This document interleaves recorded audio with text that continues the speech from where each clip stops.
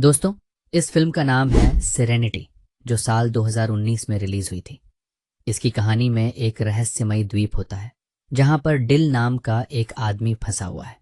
वो ये जानने की कोशिश करता है कि वह इस द्वीप पर आया कैसे और कब, क्योंकि यहाँ से बाहर जाने का कोई रास्ता नहीं था। समझने के लिए अंत तक जरूर देखें। फिल्म की कहानी शुरू होती है तो हम देखते हैं डिल को, जो इस कहानी का मुख्य किरदार है। डिल के पास एक बोट है और उसे मछली पकड़ने का बहुत शौक है। डिल प्लाईमाउथ नामक एक द्वीप पर रहता है। पैसा कमाने के लिए अक्सर वह कुछ टूरिस्ट को मछली पकड़ने के लिए लेकर जाता। डिल उनके लिए रॉड सेट करता और टूरिस्ट खुद मछली पकड़ते, जिससे उन्हें बहुत खुशी होती थी। इसके बदले में डिल को कुछ पैसे मिलते थे। आज भी डिल और उसका साथी दो टूरिस्ट के साथ हैं जिन्होंने मछली पकड़ने के लिए पैसे दिए थे। लेकिन आज कुछ अलग होता है। जब मछली पास आई तो डिल अपने क्लाइंट को रॉड देने से इनकार कर देता है। असल में डिल काफी समय से एक खास मछली को पकड़ने में लगा था और आज शायद वो मछली उसके हाथ आ जाती। रॉड न देने पर वो टूरिस्ट गुस्सा हो जाते हैं, मगर डिल उन्हें चाकू दिखाकर चुप कर देता है।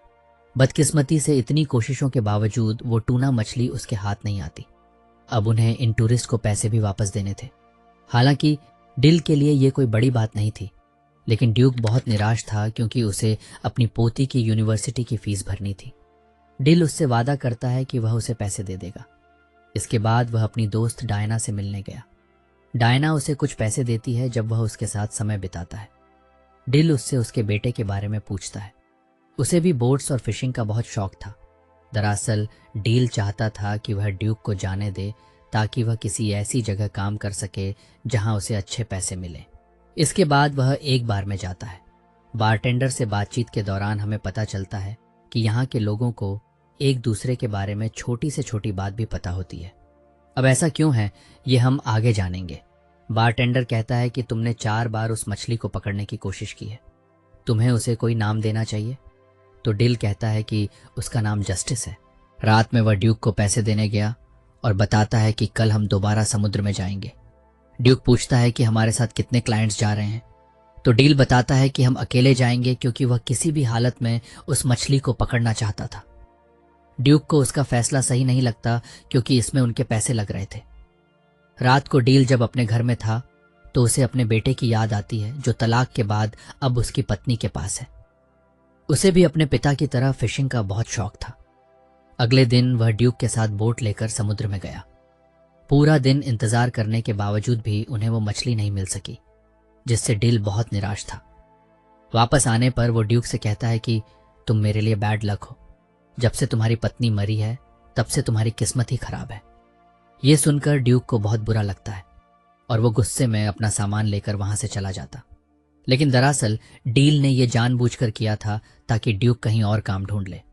रात में बार आने पर बारटेंडर उसे समझाता है कि वो उस मछली को पकड़ने की जिद छोड़ दे, लेकिन डिल उसकी बात नहीं सुनता। तभी उससे मिलने वहां कैरेन आती है, जो दरअसल डिल की एक्स वाइफ है। डिल जानता था कि वो यहाँ किसी मकसद से आई है। अपनी बोट पर ले जाने के बाद वो उससे पूछता है, तुम्हें मुझसे क्या चाहिए। उनकी बातों से हमें पता चलता है कि डिल पहले आर्मी में था, किसी कारण उसने वो नौकरी छोड़ दी।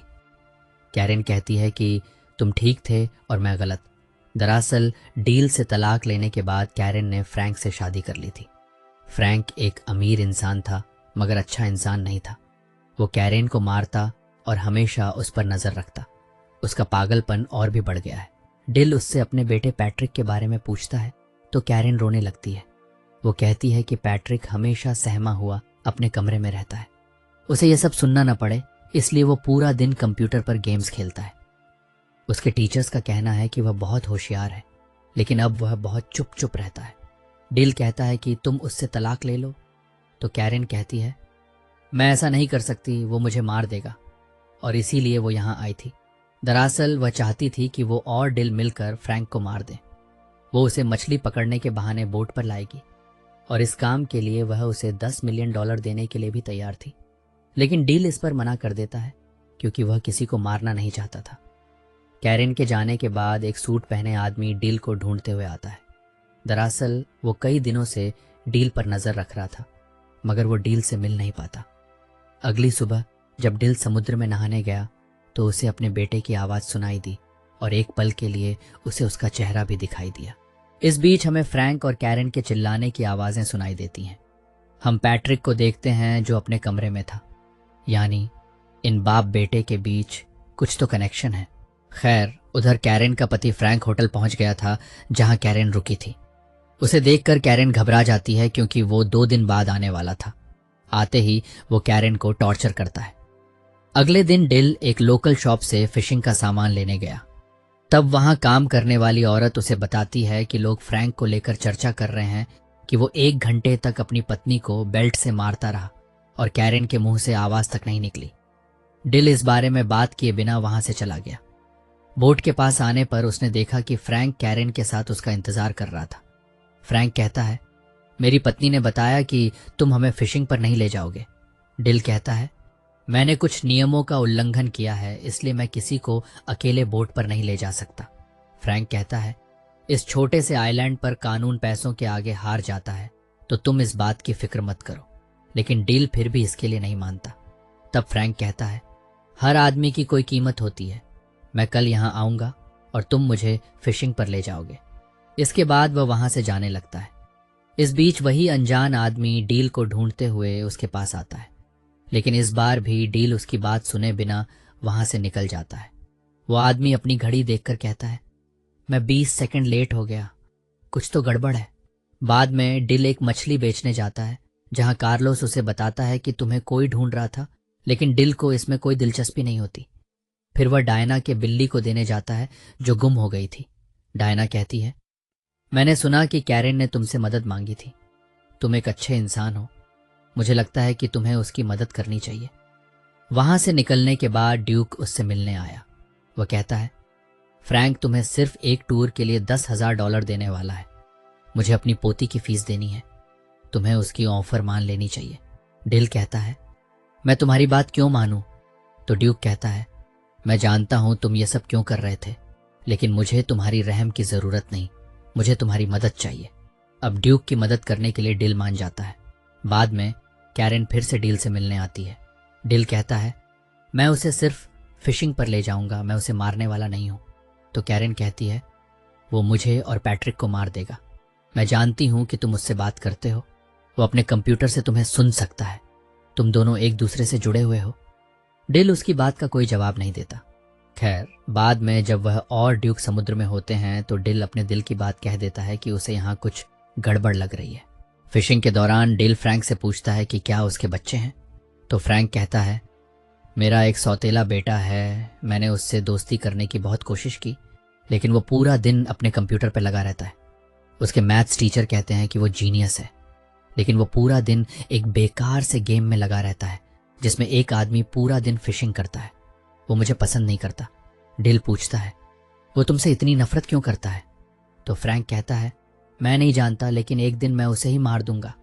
ये सुनकर डिल को गुस्सा आ जाता है, लेकिन इससे पहले कि वो कुछ करता, उनके हुक में एक बहुत बड़ी शार्क फंस जाती है और वो लोग उसे पकड़ने में लग गए।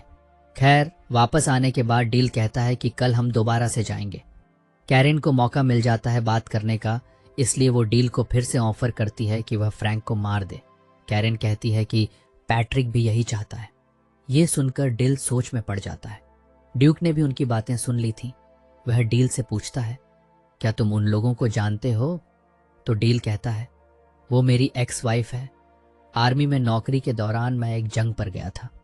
वहां से लौटने के बाद मुझे पता चला कि वो फ्रैंक के पास जा चुकी है। ड्यूक उसे सलाह देता है कि हालात चाहे जैसे भी हों, उसे किसी को मारना नहीं चाहिए। रात को डिल कैरेन से मिला और अब वह इस बात के लिए राजी हुआ कि वह फ्रैंक को मारेगा। उसे बस पैसे चाहिए। वह ये सब प्यार व्यार के लिए नहीं कर रहा। जब डिल घर आया तो वही अनजान आदमी उससे मिलने आया था जिसे हमने फिल्म में कई बार देखा। खैर, वह एक डिवाइस लेकर आया था जिससे डिल उस ट्यूना मछली को पकड़ सकता है जिसे पकड़ने का सपना डिल बहुत समय से देख रहा है। और ये डिवाइस वह आदमी डील को मुफ्त में देने वाला था। उस आदमी के मुंह से निकल जाता है कि यही खेल का नियम है और मैं ही नियम हूं। यह सुनकर डिल को अजीब लगता है और उस आदमी पर शक भी होता है। इसलिए वह उसे धमकाता है और पूछता है कि बता, तुम कौन हो? तब वह आदमी, जिसका नाम रीड है, बताता है कि असल में ये सब असली नहीं है, ये बस एक खेल है और खेल का नियम है कि यहाँ कोई मरेगा नहीं। तुम एक कैरेक्टर हो और तुम्हें उस ट्यूना मछली को पकड़ना है। डील को उसकी बातों पर विश्वास तो नहीं होता, मगर इस जगह को लेकर उसे हमेशा शक रहता था। उसे याद ही नहीं था कि वह कब यहाँ आया और कितने समय से यहाँ है। वैसे यहाँ दर्शक ये जान जाते हैं कि ये खेल शायद उसके बेटे ने ही डिजाइन किया है, मगर क्यों और किस लिए? रीड का कहना था कि पिछले कुछ दिनों से गेम में गड़बड़ है, यानी जिसने ये गेम बनाया है शायद वह चाहता है कि अब तुम उस आदमी फ्रैंक को मारो। मगर मेरे नियमों के मुताबिक इस द्वीप पर किसी को भी मारना मना है, इसलिए मैं तुम्हें नियम बताने आया हूँ। और मुझे खुद भी नहीं पता कि जिसने ये गेम बनाया है वह नियम क्यों बदल रहा है। डील को उसकी बात बकवास लगती है। अगली सुबह डील ने महसूस किया कि वह अलार्म से पहले उठ नहीं पाता, जो इस बात की ओर इशारा करता है कि शायद सच में वह किसी गेम में है। हर जगह उसे बस एक ही बात सुनने को मिल रही थी, जाओ और उस मछली को पकड़ो। डिल याद करने की कोशिश करता है कि आखिर वह इस द्वीप पर आया क्यों और कब, मगर उसे अपने दिमाग में ऐसी कोई भी याद नहीं मिलती। वह अपनी गाड़ी में बैठकर काफी आगे निकल जाता है और अब उसे महसूस होने लगता है कि यह सब सच नहीं है। वह खुद से बातें कर रहा था। तभी उससे मिलने डायना का बेटा सैमसन आता है। वह कहता है, आपको किसी की जरूरत थी, क्या मैं आपके साथ काम कर सकता हूं? इस पर डील हंसने लगता है और कहता है, जब मैंने तुम्हें इस गेम से मांगा था तब तुम मुझे नहीं मिले और अब यह गेम मुझे सब कुछ दे रहा है। डिल वहां से चला गया। अपना शक दूर करने के लिए वह स्टोर के मालिक से कुछ सवाल पूछने लगा, मगर वह हमेशा बात को बदल देता है। फिर डिल फोन करके ये पता करने की कोशिश करता है कि रीड असली है या नहीं। उसे जवाब मिला कि रीड असली है। सबसे तंग आकर डिल बार में गया ताकि वह ड्रिंक कर सके, लेकिन बारटेंडर भी उसे वही बात कहता है। वह कहता है, क्या आज तुम फिशिंग करने नहीं जा रहे? तुम्हें काम पर जाना चाहिए। टूरिस्ट्स को मत लेकर जाना, वे हमेशा तंग करते हैं।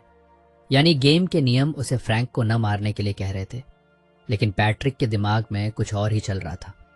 दूसरी तरफ दिखाया जाता है कि जब कैरेन की आंख खुली तो उसने फ्रैंक को बाथरूम में घायल पाया। पिछले रात 6 लोगों ने उसे मारा था। दरअसल यह काम ड्यूक का था। उसने ही फ्रैंक को मारने के लिए कुछ लोगों को पैसे दिए थे ताकि वह आज बोट पर ना आ सके। ड्यूक डील से कहता है, मैंने तुम्हारे लिए जो सही लगा मैंने वही किया। इस बात से डील को बहुत गुस्सा आता है। जख्मी होने के बावजूद कैरेन फ्रैंक को मना लेती है कि वह फिशिंग पर जाए। डिल समुद्र के किनारे निराश बैठा था। तभी रीड उसके पास आता है। डिल कहता है, मुझे कुछ भी समझ नहीं आ रहा कि मैं यहाँ क्यों हूँ।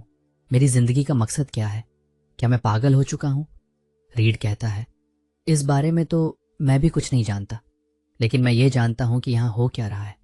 हम सब किसी का सपना है और हमारे बारे में सिर्फ वही जानता है जिसने हमें बनाया है, और शायद तुम जानते हो कि वो कौन है।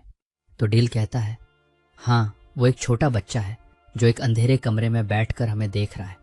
उसका सौतेला बाप उसकी माँ को मारता रहता है।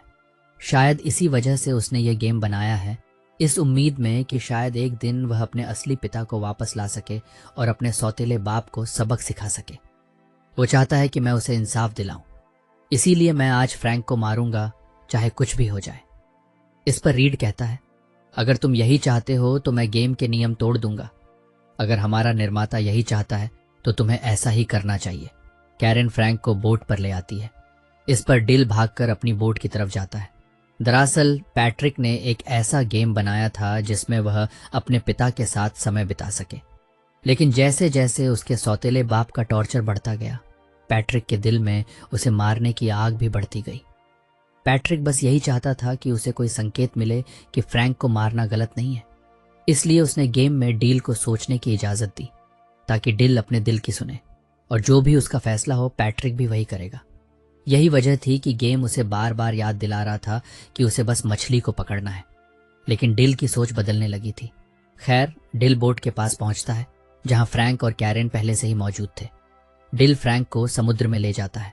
फ्रैंक की हालत पहले से ही बहुत खराब थी और कैरेन ने उसे नशे में भी रखा था। तभी उन्हें पता चलता है कि बोट पर सैमसन भी है, जो उनके प्लान को बिगाड़ सकता था। लेकिन अंत में जब डिल ने रॉड फ्रैंक के हाथ में थमा दी तो शार्क उसे समुद्र में खींच लेती है और उसका अंत हो जाता है। असल दुनिया में पैट्रिक यानी डील का बेटा अपने सौतेले पिता फ्रैंक को सच में मार देता है, और हम समझ पाते हैं कि डील की असली लड़ाई तो मौत के साथ ही खत्म हो चुकी थी। गेम में जो है वो तो बस पैट्रिक के ख्याल हैं। खैर, इस कत्ल के बाद पैट्रिक को मानसिक अस्पताल में रखा जाता है। गेम में हम देखते हैं कि कैरन डील को अलविदा कहती है, लेकिन डील में उसने पैट्रिक को अपनाने की शर्त रखी थी। डील जानता था कि वह बस एक गेम है। तब कैरन रोते हुए कहती है, कभी ना कभी तुम मुझसे ज़रूर मिलोगे। तभी कैरन वहां से गायब हो जाती है और डील के पास एक फ़ोन पर कॉल आता है। कॉल की दूसरी तरफ पैट्रिक था। उसकी आवाज़ सुनकर डील भावुक हो जाता है। पैट्रिक कहता है, मैंने कुछ बहुत गलत किया है। तो डील उसे समझाता है, तुमने जो भी किया अच्छे के लिए किया। पैट्रिक कहता है, मैं मेरी गेम में कुछ बदलाव करूंगा ताकि मैं तुमसे मिल सकूं। डील बहुत खुश हो जाता है और कहता है, मैं तुम्हारा इंतज़ार करूंगा। कॉल कटने के बाद डील देखता है कि वहां सब कुछ बदल रहा है और अगले ही पल हम देखते हैं कि पैट्रिक भी गेम में है। वह डील से मिलने के लिए बोट की तरफ भाग रहा है। उसे देखकर डील बहुत खुश होता है। दोनों एक दूसरे को गले लगाते हैं। गेम में ही सही, लेकिन पैट्रिक अपने पिता के साथ था। और यहीं पर फिल्म का अंत होता है दोस्तों। इस कहानी में बाप बेटे के बीच प्यार को दिखाया गया है। एक पिता की कमी उन्हें ज्यादा महसूस होती है जिनके पिता इस दुनिया से जा चुके हैं। उम्मीद करते हैं हमारी वीडियो आपको पसंद आई होगी। मिलेंगे किसी और कहानी में।